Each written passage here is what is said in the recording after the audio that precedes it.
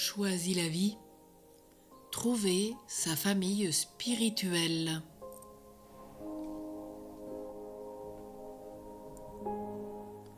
Ta vraie famille n'est pas toujours celle dans laquelle tu es né. C'est la raison pour laquelle tu as peut-être eu l'impression d'être un vilain petit canard, un crapaud, selon les expressions de certains, indiquant que tu ne te sentais pas de la même lignée, que tu te sentais différent et que cette différence n'était pas reconnue. Il est important d'honorer ta famille d'origine, tes racines, mais il est vital, si elle empêche ton envol, ton essor, d'avoir la fermeté de t'en éloigner, au moins momentanément, pour reprendre plus tard des relations avec elle avec de nouvelles bases. Pour toi, t'étant éprouvé, sachant te positionner, te définir, ne te laissant plus culpabiliser, critiquer, dominer, manipuler, juger, etc. Écoute les autres, leur attente, mais reste fidèle à ton axe. Tu as trouvé la rigueur nécessaire, ni cassante, ni blessante, pour ne pas revenir en arrière, ne pas retomber dans des travers anciens, tes conditionnements, pour poursuivre ta route et devenir vraiment toi-même. Ta famille spirituelle est constituée de personnes qui te comprennent, parce qu'elles ont vécu des situations analogues aux tiennes, parce qu'elles partagent tes valeurs, tes sentiments, ta recherche, ton amour pour Dieu.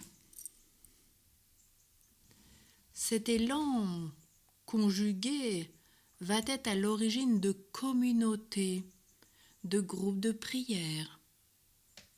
Certes, tu n'as pas de lien de sang avec les membres de ta famille spirituelle, mais celui qui vous unit est encore plus fort et beaucoup plus fort, beaucoup plus fidèle, parce qu'il est ancré en Dieu. Et avec eux, tu te sens bien, tu te sens chez toi, tu te sens avec tes frères et sœurs, car tous enfants d'un même Père. Ta famille spirituelle peut être composée de personnes avec qui tu as des affinités, avec qui tu es en complémentarité, avec lesquelles tu partages une amitié authentique, où qu'elle habite, tu te sens relié à elle, tu sais que tu peux les appeler extérieurement ou intérieurement, à n'importe quel moment, comme elles le font, elles aussi de leur côté, ce qui s'appelle une communion de prière. Ta famille spirituelle, ce peut être enfin tous ceux qui sont sur la terre ou ont la même fonction, la même mission que toi, sont de bonne volonté et agissent avec amour, qu'ils soient religieux, consacrés, prêtres, évêques, fidèles. Tous ensemble, nous ne formons qu'une seule famille. Fais-tu partie des éveilleurs, des accoucheurs, ce qu'on appelle la maïeuétique, faire naître des âmes à la vie divine, des soignants, de ceux qui jouent un rôle de pont entre les groupes, les communautés?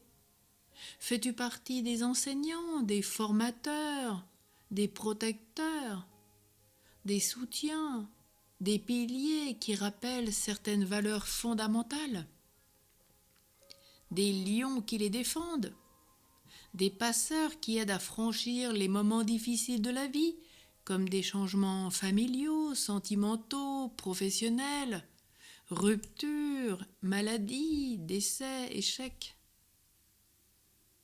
Ou encore te reconnais-tu peut-être dans les communicants, les fabricants, les techniciens, les transporteurs, les transformateurs, les réparateurs, les artisans, les chercheurs et tant d'autres. Aujourd'hui, tu as conscience de chercher ou d'avoir trouvé ta vraie famille spirituelle. Sois bien toi-même.